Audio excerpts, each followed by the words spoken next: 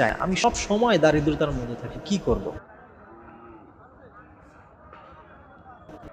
ঘরের দরজায় দাঁড়িয়ে একটি মাত্র সূরা, ছোট্ট একটি সূরা আপনি পড়বেন, আপনার জীবন থেকে দারিদ্রতা পালিয়ে যাবে ইনশাআল্লাহ। একজন সাহাবী বিষ্ণু সাল্লাল্লাহু আলাইহি ওয়াসাল্লামের কাছে এসে বললেন, ইয়া রাসূলুল্লাহ, ইয়া হাবিবাল্লাহ, দারিদ্রতা তো আমার থেকে যেতেই চায় না, আমি সব সময় দারিদ্রতার মধ্যে থাকি, কি করব?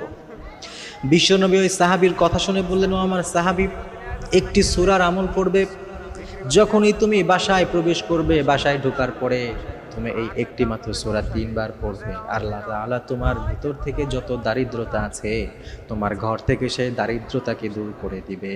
সুবহানাল্লাহ। মাত্র একটি আমল করতে হবে। আপনি যখন বাসায় ঢুকবেন, শুরুতে সালাম দিবেন, সালাম ছাড়া বাসায় ঢুকবেন না, সালাম দিয়ে বাসায় ঢোকার পরে এই চমৎকার ছোট সূরা, সূরা ইখলাস, এটা ৩ বার পড়বেন। এটা নিয়মিত আমল করবেন, যখনই বাসায় ঢুকবেন সালাম দিয়ে আমল করবেন। ওই সাহাবী বলেন,